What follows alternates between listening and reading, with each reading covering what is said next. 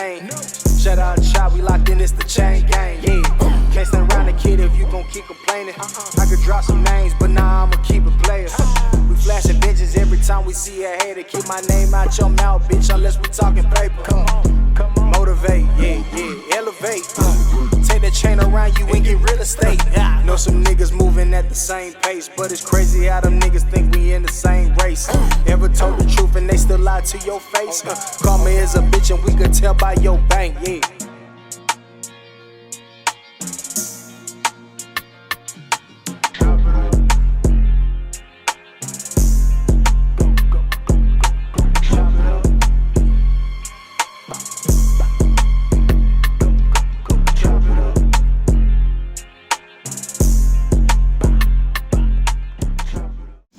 Yo, what's up, good people? This your boy Chapo. Man, what's going on, everybody? This is your boy Sav. And we are the Chop It Up Podcast, man. We got two special guests, man. They had us on their show, and we wanted to redo the favor and bring them on our show, man. Yes, we got indeed. the Dear Sons Podcast in the building. Jey Black, D. John, what it do, baby? Everything great, my brother. How you? Man, I'm feeling good, man. How you feeling today? Man, I'm blessed to be here, out of the house.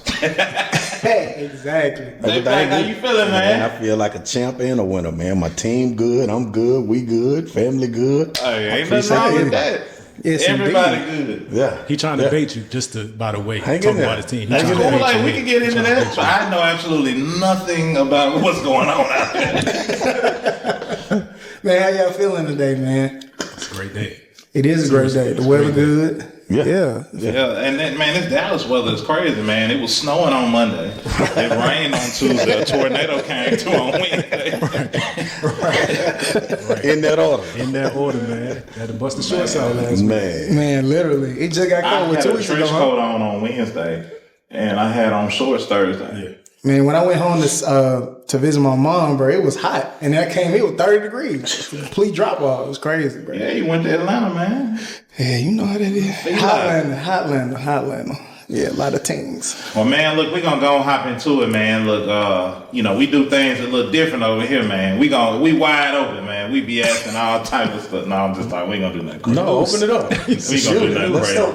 Man, we really want to get to know y'all, man. So I guess just to kind of kick things off, Jey Black, man, just tell us a little bit about yourself and who you are, where you from. Man, short story. I'm Jey Black from Shreveport, Louisiana. Shreveport. Yes, sir. To that boot. Yes, sir. Yes, sir. Born and raised.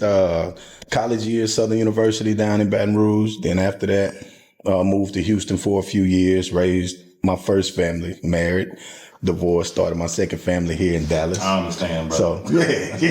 I love it out here though. Like this is a good vibe. This is a good family vibe.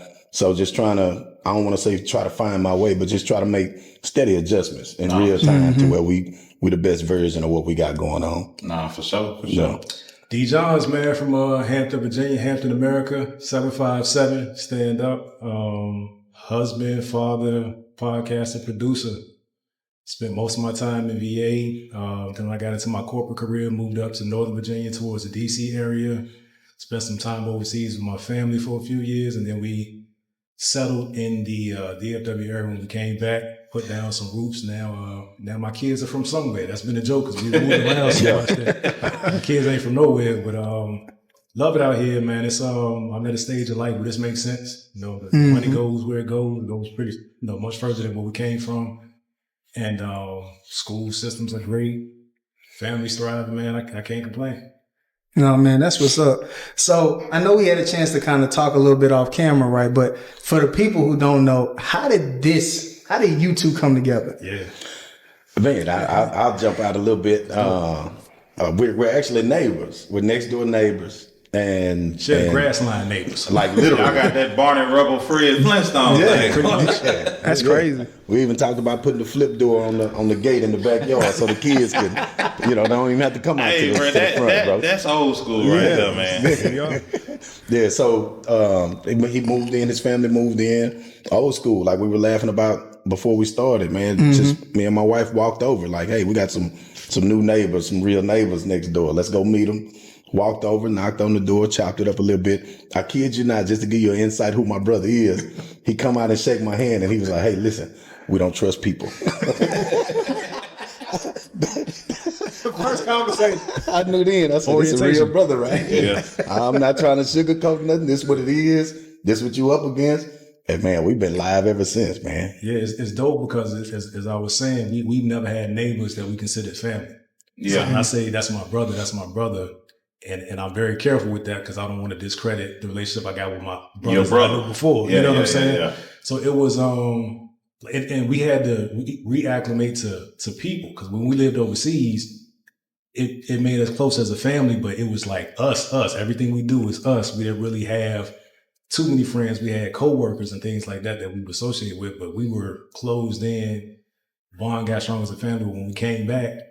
And we moved during the pandemic. That was the other thing. Like we closed April 20th, 2020. So at the I know y'all hit still. yeah. Oh, y'all hit still. I mean, I think that was part of the.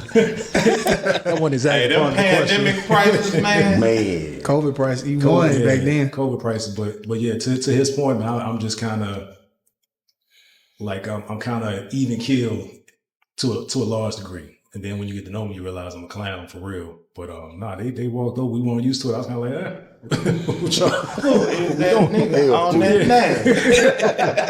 what we doing? But nah, it's been working out, man. Nah, that's dope, man. That's dope. So, Dear Sons podcast, man, me and Sam had an opportunity to be able to be a part of that, man. That was big for us in our podcast. Yeah, that was man. dope. So thank you for the opportunity of being on there. Talk to us a little bit, man, on like how y'all came up with the concept of y'all show. Yeah, so Dear Son started out for me actually in 2021. I realized that my relationship with my son was a little, I was unsure about it. Now, my son lives in my house. For reference, I lived in the house with my father. When I got to the 13, 14, 15-year-old stage, I stopped wanting information from my dad. Largely because of the rules he had in his house. But now as a father, I get it. Like, you got to stand on something. And this is how it is. It's not for the kids to really like. But that created a wedge in our relationship. So I went years where it was like trying to plan. When he's coming home, I'm leaving. Then I left the house prematurely. I left at 19. Learned some world lessons that I probably would have got better if I just, tuned into the information that he had. So I saw my son at that age and I was like paralyzed. Like, man, does he feel like about me the way that I felt about my father? And he didn't. I was just kind of projecting that. So I put it. My wife and I were podcasting before about marriage. So kind of in the same vein, it was like, here's my relationship with my son. Here's why I'm struggling. Here's what I'm trying to figure out. And I tell people real time. And it was to keep me accountable. So I put the trailer up in 2020. Didn't do anything for a year. And then I fell into this podcast mentorship that kind of reignited. Resparked that flame. It and kept me accountable because I was going through with a bunch of people that are now looking at saying, what are you doing? And just started telling stories. First episode probably took me 5 hours to shoot from like 11 a.m. to like 11 p.m. to 4 a.m. because I was just, what do I say? How do I do it? When the camera comes on, I'm just stumbling. And then people received it. And after that first one was out, I was like, all right, well, people listen or not, this is helping me. And then I started having another guest on. I think James was a guest episode 17, 18, something like that. Yeah. And then he was back to like episode 30, then episode 40. Then we had a panel he's on. And we're like, yo, like, what's up? Do you want to be kept showing up. Yeah. Definitely invited. No, definitely invited. And just our chemistry makes sense. And that was the other thing. Like, there's a lot that are willing to be a podcast host because they want to be seen. But do you rock well together? Do you rock well together? And like I was saying earlier, I saw him do life. So if I can trust him with my kids, I'm picking his kids up. Yeah, why not just talk on the mic? Our wives, I don't know if they're related, but there's some indications that they came from the same The tribe lineage of those somewhere. dads, man. We say that all the time. Like, bro, some of the stuff, you'll have conversations. You'll vent a little bit. Like, man, he like, man, that happened to me this morning. So we'd be like, man, that's her sister. Yeah, your sister over there doing the same thing. So yeah, like he said, it was the biggest thing for me was it was almost a coping mechanism for me. How we grew up, how I was raised, you didn't walk around talking about feelings, emotions, problems. You dealing with something, you deal with it, fix it, move on. And sometimes your version of it being fixed, it's not fixed at all. It's suppressed. It's out the way. But as long as it's not on my forefront, blocking my bread or blocking me move forward, then in our mind as a man, we've already convinced ourselves that it's fixed. Right. Like if it's no longer stopping my bread, it's fixed. It's out the way.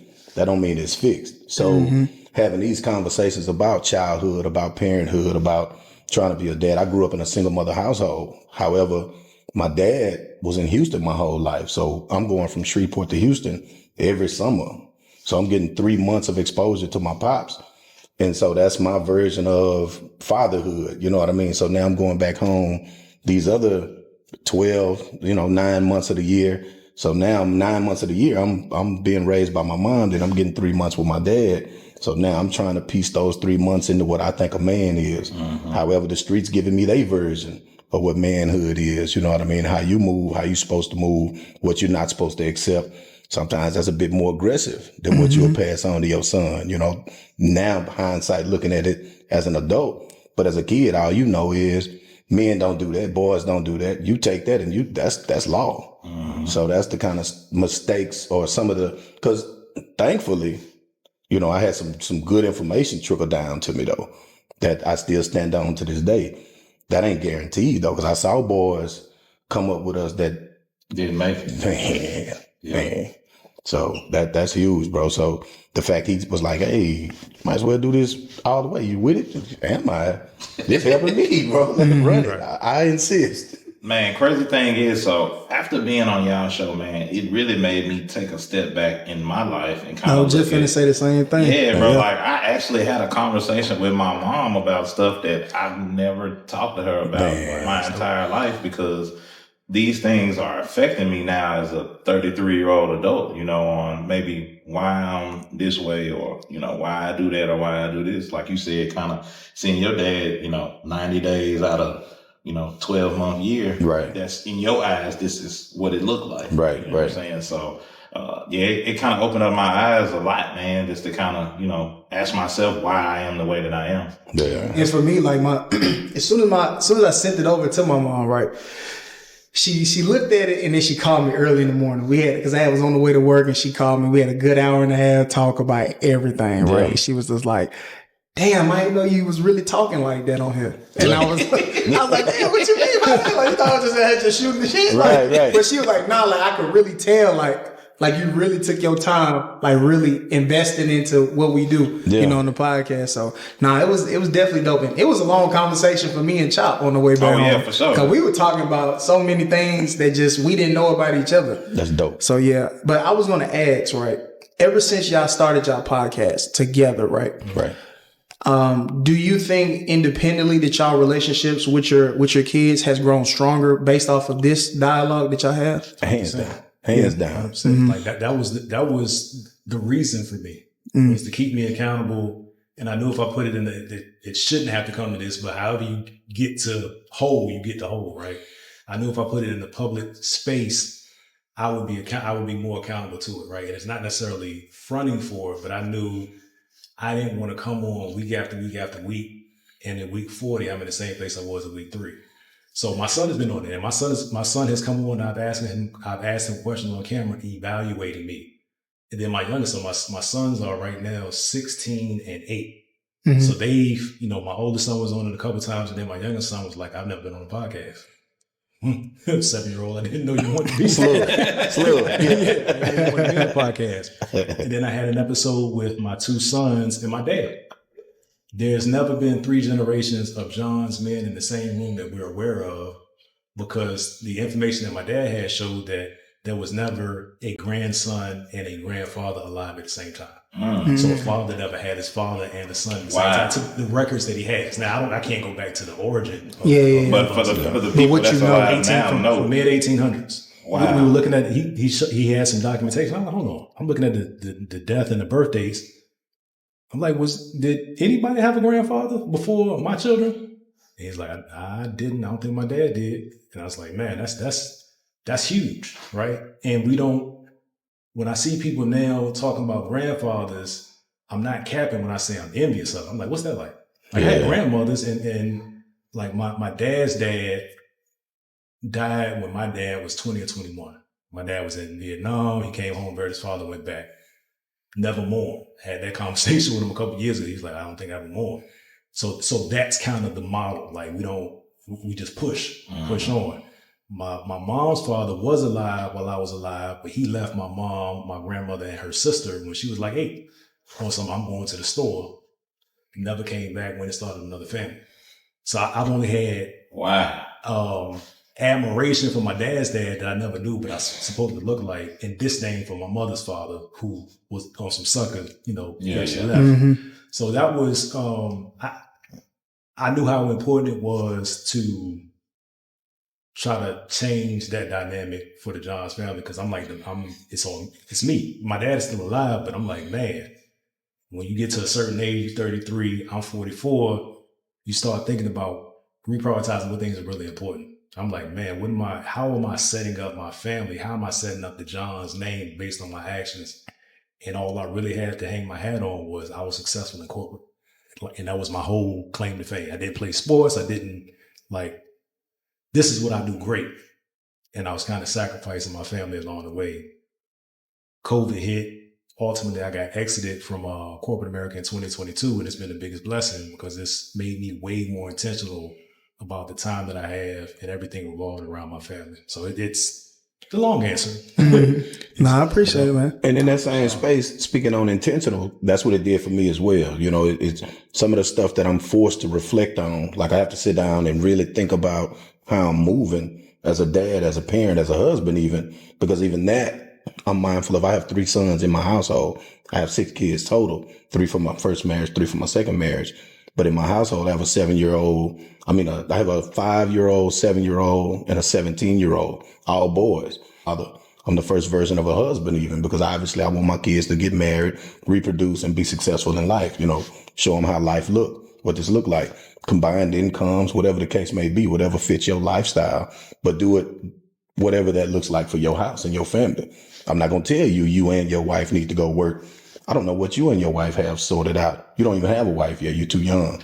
But what I do want to convey is whatever you decide to do, make certain that worked for y'all, because you didn't seek what I had going on or try to call me like, what you think me and my wife ought to do? It's not my business, son.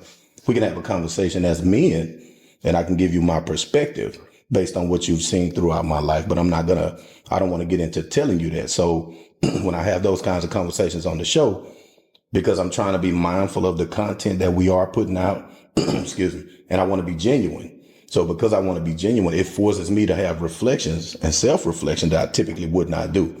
So you'll find yourself brainstorming and meditating through the day. I'll be driving. I don't even have the radio on anymore. I'm thinking about how my day went. What did I do? What decisions I made? And how I interacted with my kids and with my family.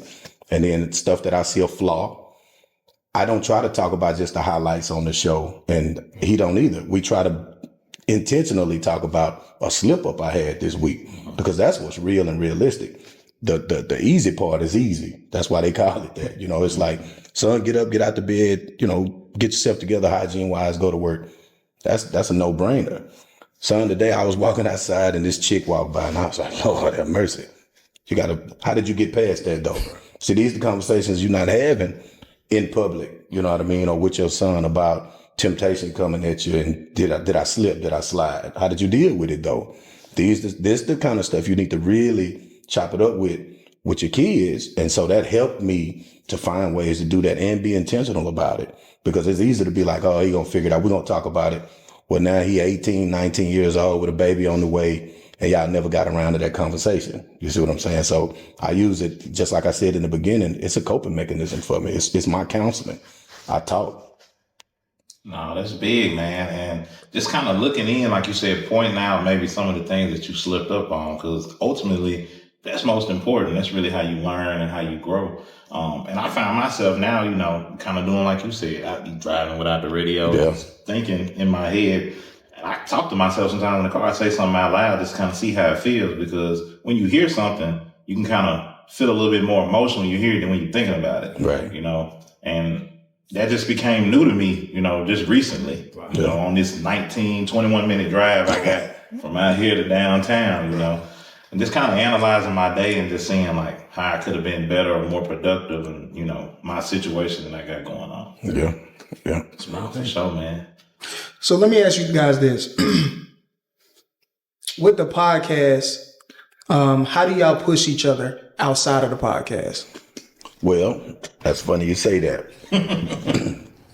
One thing that we do have, which kind of ties on the inside that will lead to the outside, we have a shared note in the iPhone, a bank.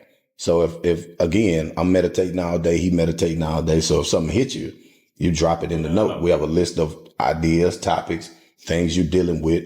And that way, if he drops something in there, I see it immediately and vice versa. So on the outside, something we'll put as a topic. We don't discuss topics about what our approach going to be on the show. But if it's something heavy, what our approach going to be on the show. But if it's something heavy or deep, phone call. Like, hey, what you got? What you doing? Everything good? And it'll lead into like right now I'm struggling. I've been struggling with my health as far as trying to lose weight. I got to get this weight off based on what my doctors say and some other factors that's going on. Hit me on the side.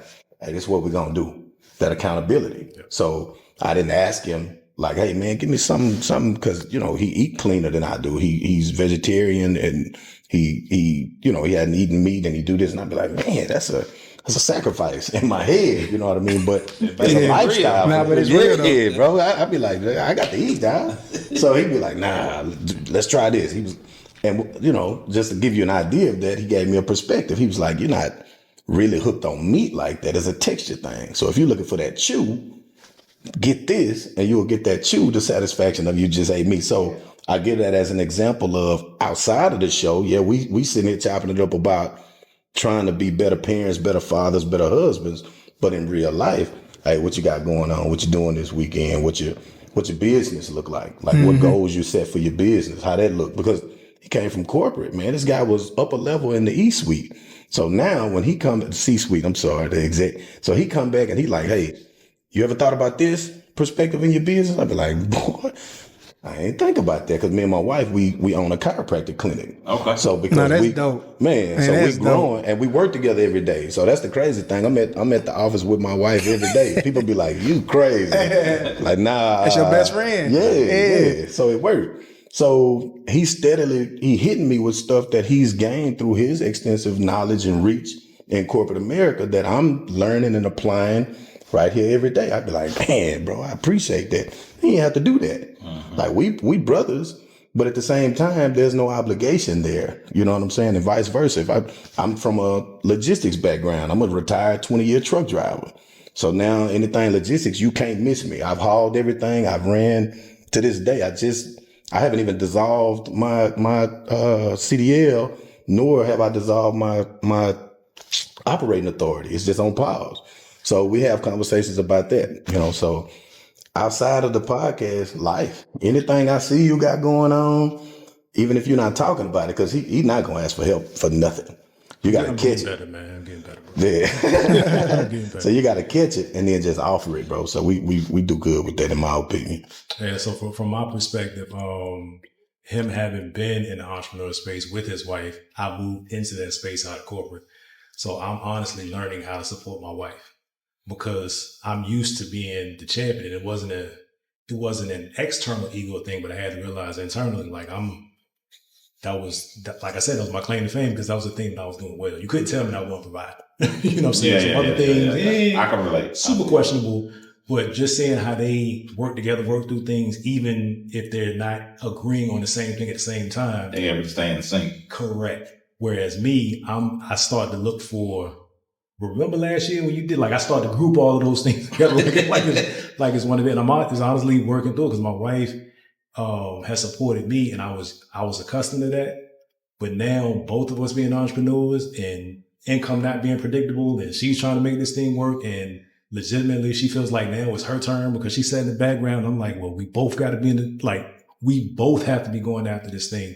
So I look at their model like, man, like that's, I hate to say goals and I think that's corny, but inspiration. Right? How they work through things. And then like him and I talk, my wife and his wife talk like their sisters, like we reference. So now I know I can trust that, that environment collectively, right? With whatever they're talking about, I trust that it's stays between that circle. And I trust that their conversations are helping them to get better as women, as wives, as mothers, like we are.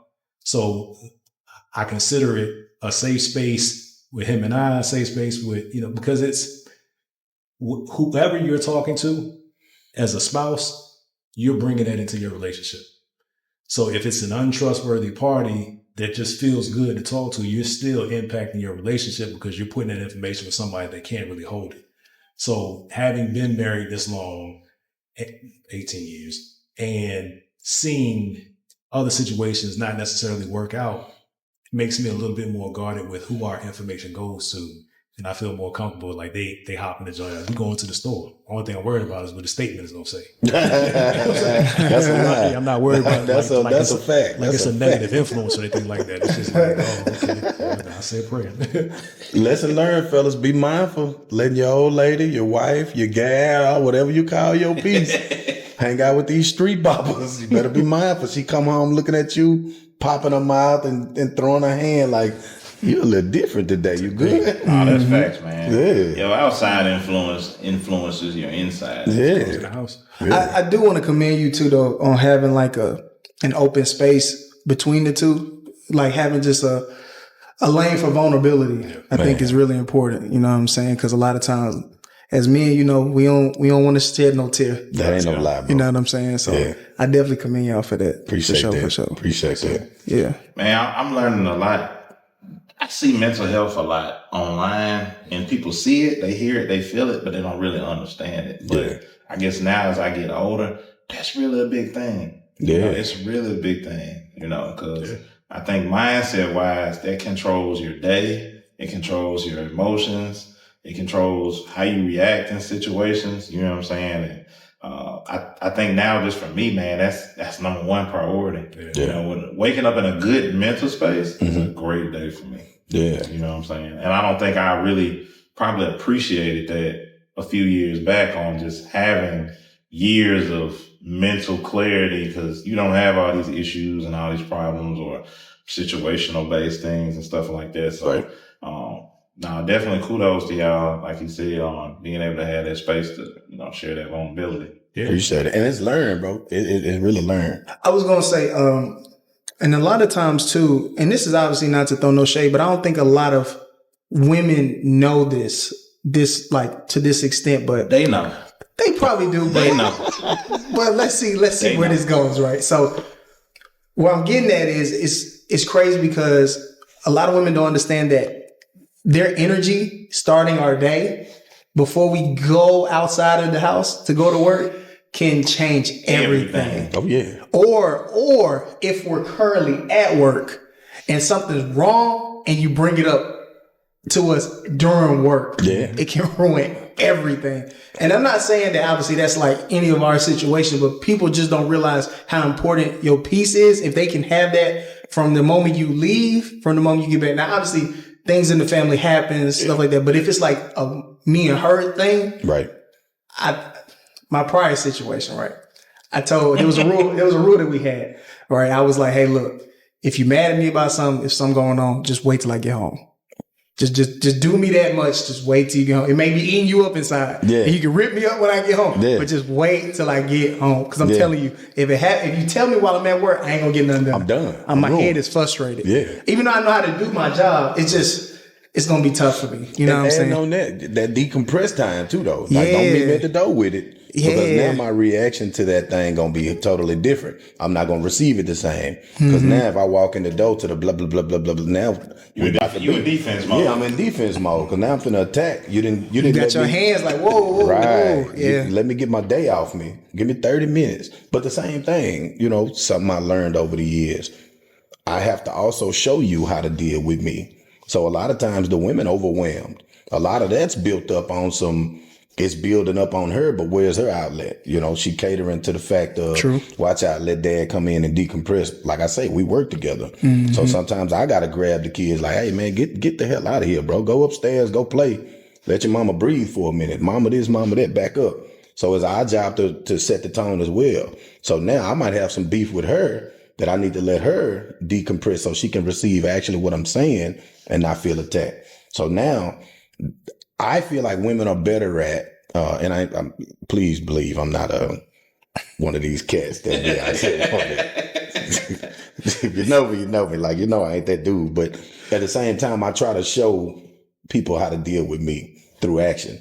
That way, by the time it go bad, it's no surprise. I gave you the scissors. You know, to my people, like, you cut me off. No, I handed you the scissors, bro. You cut yourself off. So the whole play is. I like that. Yeah. I like move that. the kids. I get everything good. Let her settle in. And when I see her laughing and joking, you good? Because listen, I got to ask you something.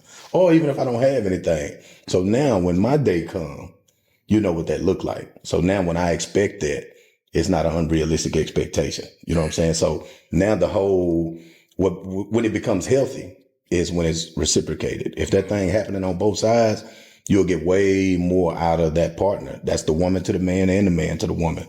Because I showed you what it looked like. I'm not just take. Man, hey, listen, because that's brilliant. Don't meet me with nothing at my job with that. Don't call me through the day. Don't hit me at the office with that. Let me come home, settle my mind, now hit me with what you got. But the same thing, because we good. I know I will. I'm the double standard king sometimes. I call mine with, man, what the hell is this? I'm like, wait now. Can we talk about this at the house? We can, but just know I got something on my brain. We're gonna talk about this.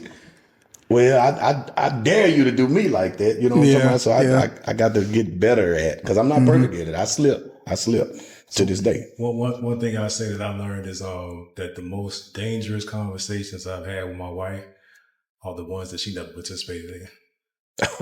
Things that I made up in my head, my side of it, her response. Now I'm taught because of the response that I got, that I created for her in my head. And it goes on and goes on. Nah, it's nothing. Don't worry about it. I'm good. I'll figure it out. And then it, boom, big boom, right? Yeah. And it's never, so my story has never been anything like physical or anything like that. But it gets to a place where I could have communicated earlier with a different tone. But now I've collected all of these things over time, and I formed an opinion about her over a conversation we never had. Yeah. but because I think, like, man, she'll never understand that. But think about it. It sounds funny, but I what get we're it. saying I get it. who let off with it? I don't think women understand this. That's a real thing. I don't think she'll understand, or she'll probably just, or I'll just get over it. And you said that earlier, we never really get over it. We go around it. Put a Band-Aid on it. it. Still bleeding. Yeah. Band-Aid on a broken leg, and it never works out. So one thing that I'm learning now. So my wife hears this, she's like, "Oh, I'm glad you learned it." But no, it's the importance of getting to a space quicker to have the conversations that you're talking about versus trying to work everything out in your head because you feel that's just another pressure that you got to bear. That's some deep shit. What was I going to say, man? I had a good question. I feel like I lost my train of thought. Hopefully I can catch it. I don't want to lose it. Damn, man, I forgot my shit. You good for this.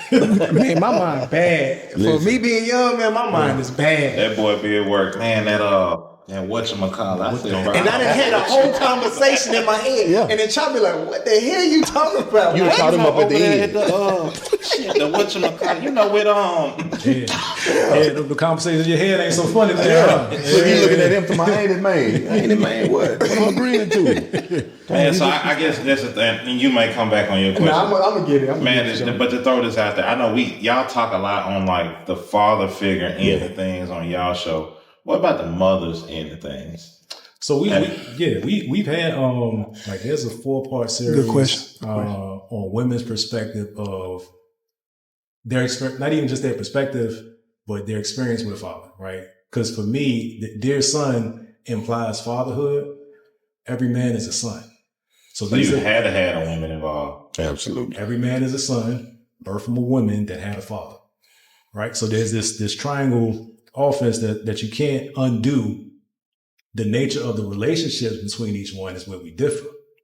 But you couldn't have got here different than I got here. Correct. Right? And then that person got here because two people came together and did a thing, whether how that story began and ended is all different, but it's all connected. So what I found was women are more likely to reach out and provide feedback on a thing, right? They be like, well, I have a son, so this applies to me too. Women at first were saying, I didn't know if I could listen to your podcast because it said dear son. Then I realized I had a son. Man. It's like, I can only speak through my lens. Now, if I get on there and start talking about, I believe women, blah, blah, blah, blah, blah, it wouldn't be as effective. It would alienate an audience. We're just talking about our experiences. And again, because we're not suggesting that we're the genius of the thing, of fatherhood, of manhood. No, here's where we bumped our head. If you choose to bump your head, that's on you. Mm-hmm. Right. If I tell you that wall hurt when you run into it and you got to prove me wrong, all right, now we got a story to compare that we both ran into the wall, but I would rather you accept my experience from running to the wall and go around it. You be further in life. So having a women's perspective, and I got another series queued up of women because it's important to me to know what's important to them in a man, when they're choosing a man, when they procreate, what they wish their, the fathers of their sons would tell them, what they're concerned about when their daughter goes out and seeks companionship with a man in that kind of relationship. So it's all important, and we sprinkle it in, whether it's on an episode or in the interactions and the comments. I'm always open to the woman's perspective. It doesn't necessarily change mine, but I like to have both sides. The more perspective I can have, the more informed I can be about what I'm saying. Even in the dating space, because typically in the age group that we're in, obviously we're not single, but I still talk to single. I got single partners, kids, teenagers, young men, 20s, 30s. I chop it up with them because you got to realize too, some of the things that they're running into, if they're not mentally equipped to deal with it, then they trying to date this woman and sex on this woman and what have you, have his way with this woman, but not realizing what she's showing you, trying to get you to understand what you're looking at, because sometimes you'll walk into a relationship or meeting a woman and you don't have the eyes and the ears. You don't know what you're looking at and you don't know what you're listening to where in her mind, her son is her man and she don't even know it. We had a conversation about that. Yep. Some women, they've made their son their man. This the man of the house. You're going to respect him. He a king. Baby, he's 7 years old. Who you talking to? I'm not going to disrespect your son, but your son not going to lead and guide me. And he damn sure not going to dictate how this relationship go in that capacity. I respect your womanly motherhood position. But if we trying to, I don't give a damn about that yet to an extent. You know what I mean? Like, no disrespect, but our conversation shouldn't even be on him yet. I'm trying to see if you good enough to be around me in a long-term capacity to where now I could say, well, what's going on? You're a little light on him. This not going to turn out well. You know what I'm saying? He going to kind of run over you if you keep down this path. I can offer that conversation. I can offer that suggestion to you now. If I'm not vested, if I'm just trying to mash you and you trying to mash me, that's not my business. No disrespect. You see what I'm saying? Mm-hmm. So from the space of, like he said, with the motherly aspect, that is the biggest obstacle of, like you said, LC, dear son, this is parenting 101. You know what I mean? Like this mistakes I've made as a parent, yeah. Whether I'm a man or a woman, which obviously I'm a man. I don't want to play them games, but so your son has to get this guidance. You know what I'm saying? And your daughter, they say, dear son, some of the mistakes we make. Hey, listen, your daughter needs this information too. Yeah, I got 3 daughters in the house. Yeah, it's crazy that you tap in, that you said the dating world, because I think in today's time, what was expected a few years ago is totally different now. Boy. And I think even the men in the world, it's a lifestyle that you have to adapt to now. And it's changing a lot of things. I saw something on Instagram the other day. It was another podcast where these people were saying, these women complaining about the men and how they're raised and stuff like that. But he said, who raising these men? You got these single mothers that's kicking the fathers out of the house, and you saying you want this and that, and this is what you need to look for. Man. These men get out here. And we're not saying that that's every situation. Not every situation. But the situations that are dealing with that is true. How dare you raise a man that you wouldn't date? That's what it boiled down to. At the end of the day, all of this, let him make it. Oh, he can go lay down. Oh, he don't need to go get his own Would spot. you let your man But lay you down? looking at a dude in the street with the, boy, you get out of my face. Lazy bum, non-producer. Wait a minute. Apply that list to your son. These lists that's floating around. Apply that list to your son. Yeah, he's 22. And bro, don't leave the crib because on the game all day. Man, you better sit up talking to me. You know what I'm saying? It's easy to get that perspective. Right. And I'll, be like, I don't want to be disrespectful. So I be listening to the stories, my single partners and young men be talking about it. And I be pissed. It's rough. Like, man, y'all got to stand up. Y'all got to say something. It's a little tough. It's rough. I remember my question now. Got my question together. So, as just men and husbands over the household, right? Yeah. Do y'all do like check-ins with your family? Like, do y'all sit down and say, like, I don't know if it's like a weekly thing, a daily thing, or a monthly thing, but you sit down with your family and just kind of check the temperature, how the household is? Absolutely.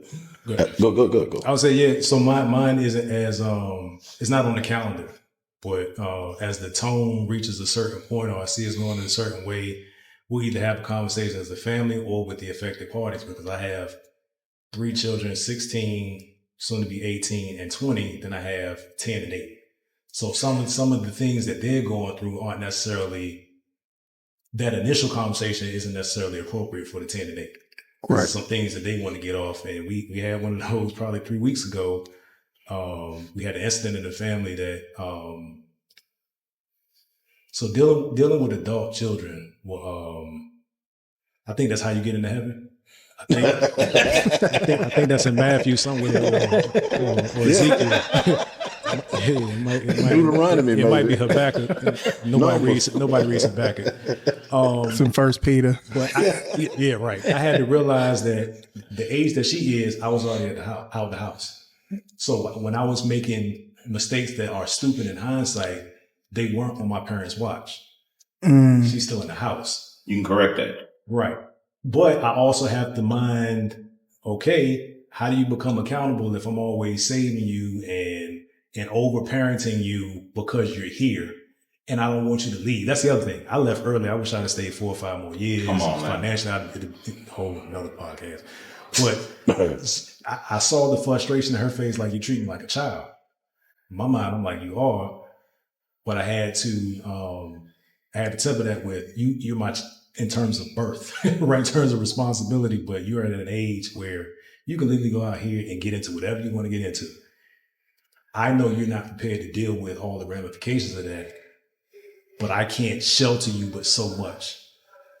So that had an incident in that realm, and it kind of led to, the other thing is, you are setting the example, right? So now all of the children are old enough and observant enough to see what's happening, like how repercussions work. If nothing happens with child number 1, child number 2, 3, 4, 5 think that that's the thing, and then they push the line a little bit. So shorten it. Yes, we have those check-ins, age appropriate, and it seems like at the end of every year, that's how we spend New Year's. Yeah. Coming in. Like what's happening, we put our goals on the board and we achieve them. What things are you missing from me? Because I fail as a parent often because I'm still trying to prioritize things, trying to make things happen. And I may not have recognized that child had a look on their face that I should have asked some more questions about. Yeah. So it's yes, we do, but it can't just be based on a schedule. We have to be always engaged as much as possible to see what's going on off the rail. Yeah. Gotcha. Speaking on that same, like mine is not so scheduled. It's more so an assessment of, I don't want to overparent. You know what I mean? Like my 17-year-old, as he makes mistakes, I try to back off and watch him and see how much he gonna self-correct. And that way, that's a good way for me to gauge if you're really getting these lessons I'm giving you. You know, if I'm laying something down, if you really get it, or if you got it in the moment just to shut me up. You know what I mean? Like, let me do this so you can shut up talking to me. They won't say that, but that's the motivation. Mm-hmm. So now if I see so much build up, it's time for a check-in. So, and I'm conscious about trying to do it in front of my wife because it's like he said, the 5 and the 7, some of these conversations above they pay grade. Go play. You, come here. So now I have to give it to him. 1, so me and my wife on the same page. And 2, inherently, no slug to women. I swear we love women. I swear we do. Women are enablers, bro. Like my wife is a serial enabler, but she get with him. But if he's slipping on something, she'll be like, well, maybe we don't know what he was thinking. Let's ask him. Well, I'm telling you, he probably was, ma'am, please. We don't need that right now. Sit right there. Hey, why did you do that? And then he'll say something totally different from what she said. And I got to hit her with the. Imagine that. Nice try. So now, as we go through that, I can see, I always start every talk with, why did you do that? Because it might have made sense to him. So now that helped me assess like what part we need to fix. I can't just be like, that's wrong. You shouldn't have done that. Maybe he thought he was doing the right thing because of his logic behind it. Like, why did you do it though? Like what you was trying to do? Well, I was trying to put that there because then I knew later that was going to be in the way. So I moved. Boy, that's smart. However, this is the part you missed right here. Yeah. It's sitting there, it went bad and it crashed and it made all of this go bad. Oh, I ain't know that part. Yeah. So good line of thinking. Fix this one piece right here. Mm-hmm. Where my old self, I would have overparented. I would have went in hot. Man, he wouldn't have got a word in to explain to me, well, this is why I did it. I don't give a damn why you did it. It was wrong. Don't do it. You don't really make no progress like that. And they're less likely to bring something to you that's more dire in the future. They can't trust you about breaking the glass. You know what I'm saying? When they get caught drunk in public, then what? And that's a good point because I feel like, at least in this generation now, a lot of times, the kids that are coming up kind of keep stuff to themselves. Yeah. And they're not really wanting to open up and be vulnerable because from previous experience growing up, right? Yeah. It hasn't been a safe space to really be vulnerable because we don't know what we finna get back. Or what they finna take away. That too. Yeah. Get a beating. Off rip. He was going to get a beating. And I started living my life like factoring the whipping in. Like at some point it stops working. It's it does. Yeah. So to piggyback off something you said about your child, you said at 18, they were like, I'm grown, and you were thinking about when you were out of the house at that age or 20. Mm-hmm. Do you feel like just us in our race, we push out our kids too early? Way too early. Because it's like we had this not even running joke, but running thing is it's our turn. It's our turn to inflict. It's our turn to enforce. It's our turn to be king of the house. It's our turn to be the tyrant because that's what we got and we turned out okay. Right. So I haven't beat my children some of my children. 60% of my children, you can say stuff like that. Yeah, way a lot of kids. 60% of my children, I don't think have had a beating. 40% for sure. But I realized that they got that little end of the old school. They got that little end. 3 out of 5, 2 out of 5. It was math. But I realized that was the reaction because that was the reaction that I saw.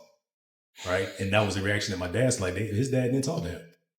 He remembers a few conversations that him and his dad had that were meaningful, and one was at high school. Man. And then he went into the military. So if you come from a generation where you beat sense into kids, you think like that's kind of your default until you start the process. And like you said, we start talking about mental health and we're taking this pause as a generation. Like, man, when you beat me, that actually didn't help. I'm not saying all of them weren't warranted, and I actually understand the logic. Like, I never felt like I was abused by the standards of then. You know what I'm saying? Like, I got it, but we never got to a conversation that actually solved it. I just knew what was coming. So now my decision is the whipping worth it, not is the activity, should I be doing it or not? Nah, for sure, man. And I kind of... No, go ahead. I look at this, man, like now I try and get outside of my spectrum of what I view as things. I try and look outside my eyes. I even look at other races on how, their generational things pass down. Like, in some other race households, the kids never leave the house until they are 100% prepared. When they leave the house, they getting a house. Right. You got 100 bands saved up. Right. Your car's paid for, your credit on point, and I'm just like, wow, like, this is totally different than my environment. Get off my internet. Well, not to beat ourselves up. Think about this though. That's the norm of our background and our history growing up. We didn't have that kind of space or the resources. Like you being here, I would never say this as a parent to a child. But in those days, a lot of those situations, that child being there was a burden on the house, a burden on that parent. I need you to hurry up and get on and go do you. So that can free up some resources over here so I can survive, et cetera, et cetera. Whereas now we're making more financially literate decisions to where we're doing better things. I have the space where you can stay and not impede on me. So that's the problem or the issue rather, they had the space, they had the resources, they had the information to share with those children. That's why you say those other races, they stay until you're in a 5-6 bedroom house with 5 bathrooms. It's not a line at the door beating on the door trying to get to the toilet. Correct. It's not a line waiting on the telephone, the one corded phone in the whole house. Can't nobody get to the phone. You using up my resources, my water bill. So if they bringing home $800 a month, you see what I'm saying? Rent is $400 of that. Electric, gas, water is another $300 of that. So now they got $100 left for the month. And now it's them and 4 children. And they still got to buy enough food for 30 days. Mm-hmm. I need you to get up and get on. Whereas now, if I got I got this many garages and I got a refrigerator in every garage and food and a pantry and 6 bedroom or whatever the case may be. And now everybody can be on a certain part of the house and I don't even know you're there. It's easy for you to stay here till you're 25 and I pay it off your car. And your credit is in a place because I've established your credit for you because obviously you don't have certain things going on. I set you up to win. So now I'm seeing more of our people actually taking those steps. The information has been the biggest piece, man. And I think one thing that has separated the generations is information, but it's access to information. Yeah. I think social media has tremendously changed a lot of people with just having access, not even social media, but just the internet. Yeah. You know what I'm saying? Cause I recall a situation just with my grandmother on the process of buying a car. You know, she was like, no, you gotta have $3,000-$4,000 to put down. You ain't got to even get no car. I'm like, because that's been the experience. Yeah. Right. It don't work like that. Credit score was 560. You got to put $8,000 down. Yeah, I just had a partner when got a car that put no money down. He rolling. I'm trying to roll down. It's to a good point because when me and Chop used to work together back in Mississippi, I had told him, I said, man, look, man, I'm trying to get a new car. And I said, man, I'm about to put about 20,000. Yeah, he was ready. I had to man, say, he had I ain't to even stop know that man like that. Say, man, he said, whoa, you finna crash out. And in my head, I thought it was the best idea. I said, why? I ain't said I had no car note. I'm cool. He said, nah, dog. He said, you need to go get a credit union.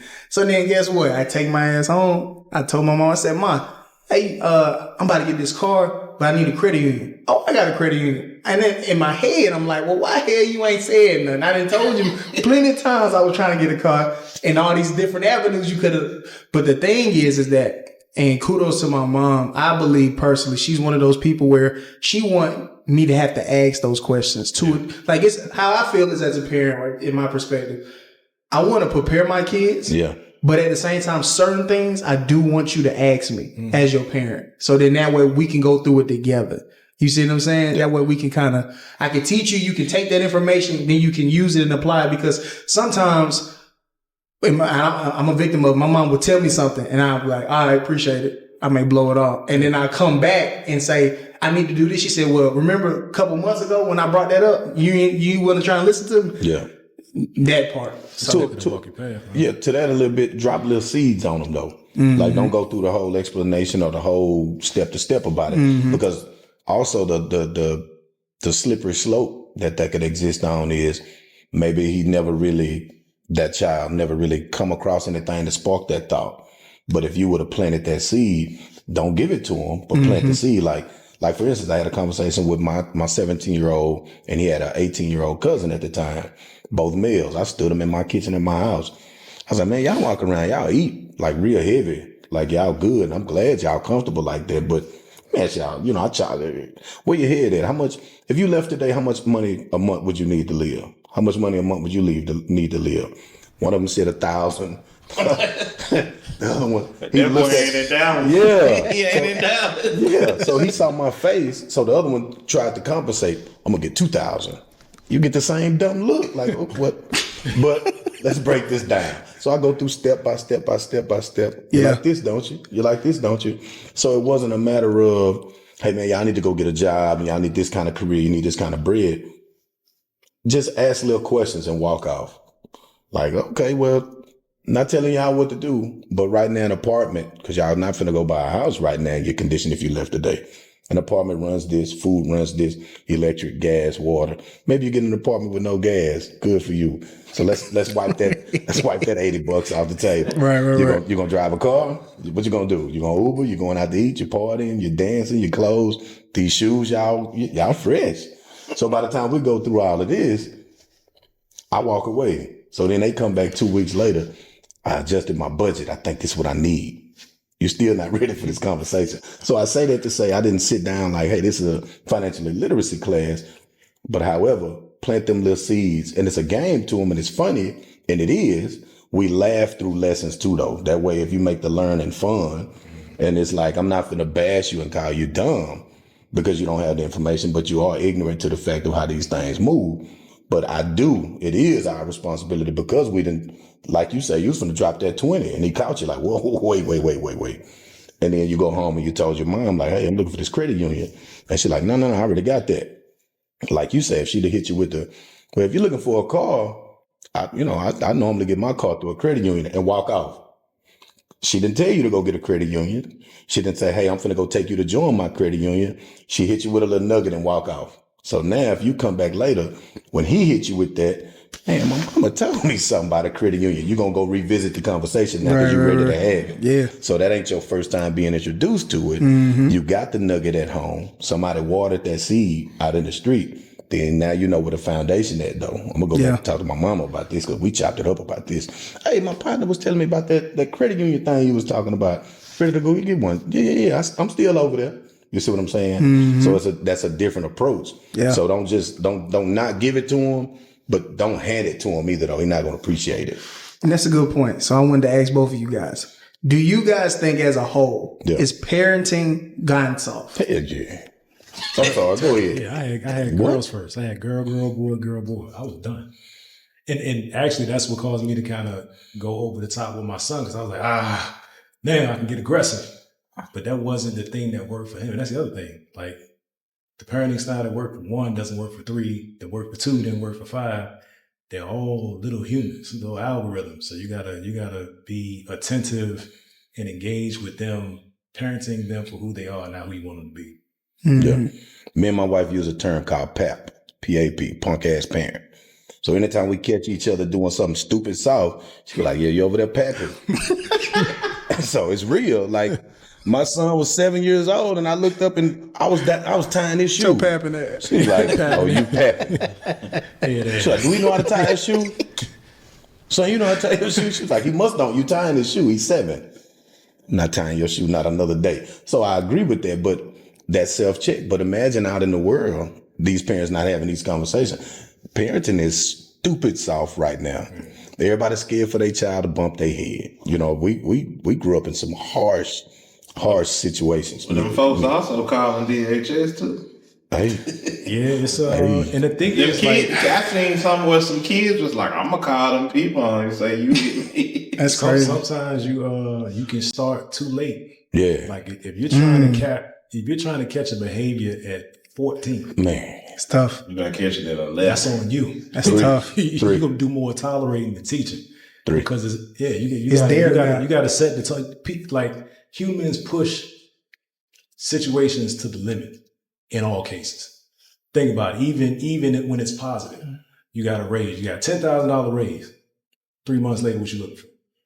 Man, could I got 15? What would it take to get 15 next year? Got a 3-bedroom house. Man, that's 5-bedroom. Look, I mean, it's cool. That's my next goal. Like we never enjoy anything for a long period of time. So kids, they'll push the situation to the limit, to the extent of your correction. Real talk. And the reality is, parents got to get over themselves, man. Some of us are setting these kids up because we're embarrassed to give them the information in the way that we got it. Yeah. Like, no, I went through a foreclosure. I don't want you to do that. I'm not just telling you because this is a cool thing to say, and this is what everybody's saying on IG when they want you to buy their course. Like, no, you may be prone to this because this has shown up in our family several times. Yeah. Instead, we just try to parent and give them a different environment. And I'm guilty of it too. They'll never know how we live. They'll never experience how you live, but they need to know what is feeding, what informs them. It's hard to watch your kids suffer. I get it. But then if you think about how much more pain it would cause you to know your child living under a bridge, eating out of a dumpster, because you didn't let them go through that suffrage at that young age to learn this lesson. Like, oh, I can't let you go there. They're going to pick on you.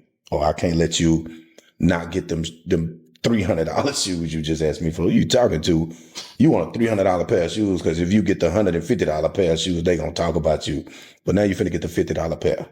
Because I'm not finna play this game. So now you got to go get this lesson. If they laugh at you, that's good. Because now, and that's easy for me to say, from where I sit, that's not my reality. All them children know is I get up, I go to school, this is my whole world, this is my universe.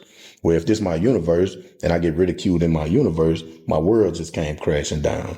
Well, let it crash for a minute, son, because when you backdoor and stuff that start happening that matter, you're going to be a hero. You're going to be the king. Or if you're not be the king in your world, I'm trying to get you them lessons early. Yeah, that's painful. It hurt. Let's walk through it, though.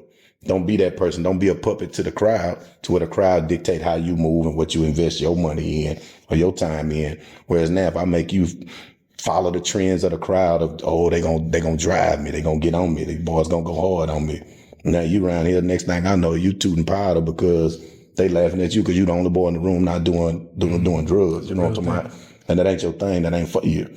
So because it's not for you early, and I set that tone early, it ain't nothing they can say down the road that's going to coerce you into doing some stuff that's just not for you. Be it money, women, a woman not finna manipulate you. Hey, you laced up on that. We're not finna walk up and she's not going to be able to blow in your ear. And you're like, I think she love me. She blew in my ear, daddy. Who you talking to? She blew in everybody's ear, son. Keep moving. She's a blower. No offense, women. Please, I swear we're not attacking women. I swear. Man, so what's next for you guys, man? What's next? Break it down to us, man. Tell the people. This was a burden that turned into a podcast that birthed the network. Yeah. So for me, I say it often. He rolled his eyes like I'm working my way off the camera in the sense of everything you see me. I don't want that to be the association. I want the network to be a place where you can come and get content that's meaningful in various forms, whether it's comedic, whether it's serious, whether it's dramatic, whether it's a documentary.